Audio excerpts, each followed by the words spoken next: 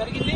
అప్పటి నుంచి ఇప్పటి వరకు కూడా 6 నిమిషాలు కష్టపడుతూ పనిచేస్తున్న ఏకైక వ్యక్తి కాంగ్రెస్ పార్టీలో ఎవరైనా ఉన్నారంటే అది మా రాజశేఖర రెడ్డి గారి బిడ్డ మా షర్మిలక్క మాత్రమే. ఆ షర్మిలక్కని విమర్శించే స్థాయి ఈమెకుందా అని ప్రశ్నిస్తున్నా. 4800 కిలోమీటర్లు తిరిగినా అని చెప్తాను. నిన్న కడపగడ్డకు వచ్చి 4800 కిలోమీటర్లు తిరిగినావమ్మా. రాహుల్ గాంధీ గారి గురించి మీరేం తెలుసుకున్నారు? రాహుల్ గాంధీ గారు పార్టీకి నిన్ను వ్యతిరేకంగా పనిచేయమన్నారు. శంకర పద్మశ్రీ గారు రాహుల్ గాంధీ గారు మిమ్మల్ని నిర్మోమాటం లేకుండా క్వశ్చన్ వేస్తున్నా. మిమ్మల్ని రాహుల్ గాంధీ గారు కాంగ్రెస్ పార్టీకి వ్యతిరేకంగా పనిచేయమన్నారా? వ్యతిరేకంగా కుమ్మి వేసుకోమన్నారా? వైసీపీ వాళ్ళను కలుపుకొని ప్రోగ్రామ్ చేయమన్నారా? టీడీపీ నాయకులతో ప్రెస్ మీట్ పెట్టించుకోమన్నారా అని క్వశ్చన్ వేస్తున్నా. అంటే కాంగ్రెస్ పార్టీ వద్దన మేము ప్రెస్ మీట్ నిర్వహిస్తే ఒక పత్రికా విలేకరు మమ్మల్ని అడుగుతున్నాడు, మీ కాంగ్రెస్ పార్టీ వాళ్ళు వచ్చారంట కదా, ఎవరో టీడీపీ నాయకులు మీకు ప్రెస్ మీట్ అరేంజ్ చేశారంట కదా, టీడీపీ నాయకులు షర్మిలమ్మకు భయపడుతున్నారా అని క్వశ్చన్ వేశారు. ఏమో భయపడతాండ్రేమో.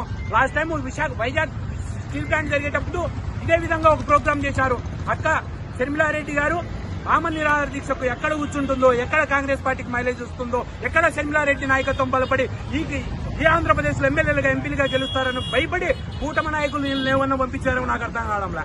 ఈ రోజు కూడా గట్లే ఉన్నట్టుంది. ఈ రోజు నుంచి షర్మిలారెడ్డి గారి tour programme state tour programme start అయింది. దాన్ని భగ్నం చేసేదానికి మీరు ప్రయత్నాలు చేస్తున్నారా? Open challenge. కడప గడ్డ వైఎస్ అడ్డా, కడప గడ్డ వైఎస్ఆర్ అడ్డా. అప్పట్లో వైఎస్ఆర్ అంటే వైఎస్ రాజశేఖర రెడ్డి, ఇప్పుడు వైఎస్ఆర్ అంటే వైఎస్ షర్మిలారెడ్డి. మేము రాబోయే ఎలక్షన్లలో కడప గడ్డ వైఎస్ఆర్ అడ్డా అని చూపిస్తాం. కాంగ్రెస్ పార్టీ జెండాను రెపరెపలు ఆడిస్తాం. ఇంత వ్యతిరేకులు పిల్ల కాకులు ఎన్ని కూసినా కూడా మేము భయపడేది లేదు, ఎక్కడో తొనికేది లేదు. గుండెం మీద చెయ్యి వేసుకుని మా షర్మిలక్క నేతృత్వంలో మా రాహుల్ గాంధీ గారిని ప్రధాని చేసుకునేంత వరకు నిరంతరం మా పాలనలైన వడ్డిచ్చైనా పనిచేస్తాం.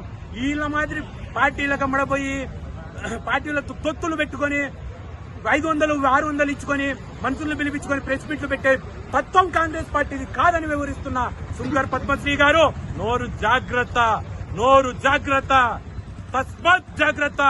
కడప ఆడబిడ్డ గురించి మాట్లాడుతున్నావు, తస్మాత్ జాగ్రత్త. కడప జిల్లా పవర్ ఏంటో చూపిస్తాం నీకు, తస్మాత్ జాగ్రత్త. కాంగ్రెస్ పార్టీలో ఉండాలనుకుంటున్నావా లేదో తేల్చుకో. దీనిపైన మేము ఈ రోజు ఏఐసీసీకి, పీసీసీ డిసిప్లినరీ కమిటీకి కంప్లైంట్ చేయడం జరుగుతుంది. మా డీసీసీ ప్రెసిడెంట్ విజయ్ జ్యోతి గారి ఆధ్వర్యంలో కంప్లైంట్ చేయడం జరుగుతుంది. వాళ్ళ మీద యాక్షన్ తీసుకునేంత వరకు కూడా పోరాడతామని హెచ్చరిస్తున్నాం. తస్మాత్ జాగ్రత్త. ఇక్కడున్న కడప జిల్లా వాసులకు కూడా చెప్తున్నా, మీరు వైసీపీ, కాంగ్రెసా, టీడీపీ తేల్చుకొని పార్టీలలో ఉండండి. మీరు వైసీపీ ముసుగులో కాంగ్రెస్ లో వచ్చి పనిచేస్తామంటే ఊరుకునేది లేదు, ఉపేక్షించేది లేదు. టీడీపీ వాళ్ళకైనా వైసీపీ వాళ్ళకైనా హెచ్చరిస్తున్నా. జై కాంగ్రెస్. షర్మిలారెడ్డి గారి నాయకత్వం.